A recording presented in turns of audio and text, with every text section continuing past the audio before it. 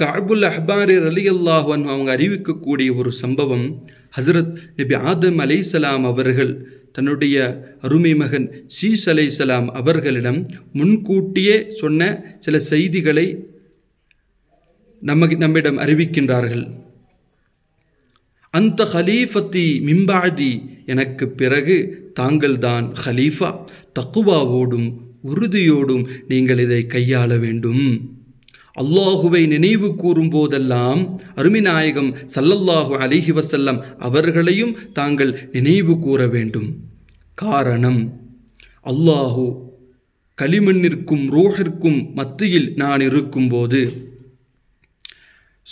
சுவனத்தில் அர்ஷினுடைய தூண்களில் நாயகம் ஸல்லல்லாஹு அலைஹி வஸல்லம் அவர்களுடைய பெயர் இருப்பதை நான் கண்டேன். பிறகு விண்ணுலகம் முழுவதும் நான் சுற்றும்போது ஓர் இடத்தில் கூட நாயகம் ஸல்லல்லாஹு அலைஹி வஸல்லம் அவர்களுடைய பெயர் எழுதப்படாமல் நான் பார்க்கவில்லை.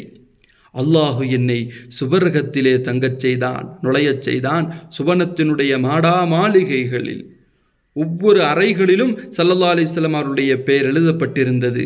ஏன், ஹூரின்களுடைய நெஞ்சிலும் மருதாணி செடிகளுடைய இலைகளிலும் தூபா என்று சொல்லக்கூடிய சுவர்க்கத்தினுடைய மரங்களின் இலைகளிலும் சிதறத்துல் முன்தஹாவினுடைய இலைகளிலும் மலக்குமார்களுடைய இரு கண்களுக்கு மத்தியிலும் நாயகம் ஸல்லல்லாஹு அலைஹி வஸல்லம் அவருடைய பெயர் எழுதப்பட்டிருப்பதை நான் பார்த்தேன்.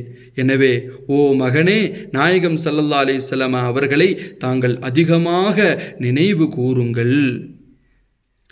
நிச்சயமாக மலக்குமார்கள் எந்நேரமும் ஸல்லல்லாஹு அலைஹி வஸல்லம் அவர்களை நினைவு கூர்ந்து கொண்டிருக்கின்றார்கள் என்று ஹசரத் ஆதம் நபி அலைஹிஸ்ஸலாம் அவர்கள் ஷீஸ் அலைஹிஸ்ஸலாம் அவர்களுக்கு கற்றுக் கொடுத்தார்கள் என்று சொன்னால், கண்ணியத்திற்குரிய அல்லாஹுவின் நல்லடியார்களே, நாமும் ஸலவாத்து சமர்ப்பண மஜ்லிஸுகளில் மௌலிது மஜ்லிஸுகளில் பங்கெடுத்து நம்முடைய இல்லங்களில் ஓதி நாயகம் ஸல்லல்லாஹு அலைஹி வஸல்லம் அவர்களை அதிகம் நினைவு கூர்ந்து ஈருலக வெற்றியாளர்களில் வல்லோன் நாயகன் அல்லாஹு தபாரக வ தஆலா நம்மை சேர்த்தருள் புரிவானாக.